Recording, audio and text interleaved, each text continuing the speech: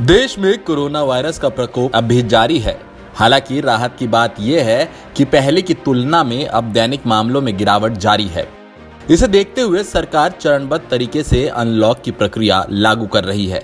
इसी कड़ी में 1 नवंबर से भारत में अनलॉक 6.0 की शुरुआत हो रही है। राज्य में कंटेनमेंट जोन के बाहर अन्य गतिविधियों को बढ़ाने के साथ भारत में अनलॉक की शुरुआत हो गई है।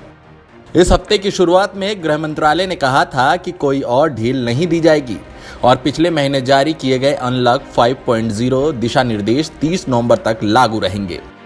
अनलॉक 1 की प्रक्रिया की शुरुआत 1 जून से हुई थी।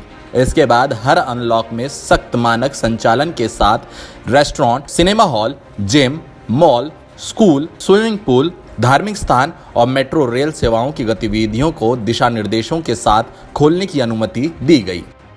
1 नवंबर से राजधानी दिल्ली में बसें अपनी पूरी क्षमता से चलेंगी और पश्चिम रेलवे मुंबई में अतिरिक्त लोकल ट्रेनों का संचालन करेंगी। दिल्ली से और इसके लिए अंतर्राज्यीय बस सेवाओं के भी आज से खुलने की संभावना हो चुकी है। इसके अलावा गोवा अपने कैसीनो को खोलेगा। उत्तर प्रदेश में दुधवा टाइगर रिजर्व पर्यटकों के लिए खुलेंगे।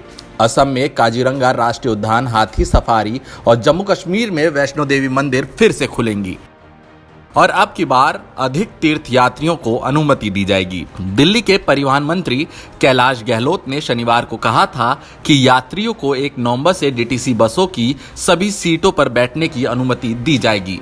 संशोधित आदेश के अनुसार यात्रियों को यात्रा के दौरान फेस मास्क पहनना अनिवार्य है और यात्री को यात्रा के दौरान दिल्ली परिवहन निगम और क्लस्टर स्कीम की बसों में खड़े होने की अनुमति नहीं होगी।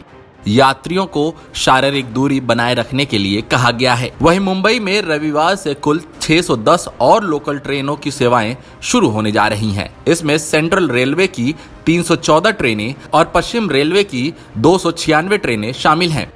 इस तरह 2020 तक परिचालन में उपनगरीय ट्रेन सेवाओं की कुल संख्या बढ़ जाएगी। कोविड-19 लॉकडाउन लागू होने से पहले 3141 लोकल ट्रेनों का संचालन किया जा रहा था।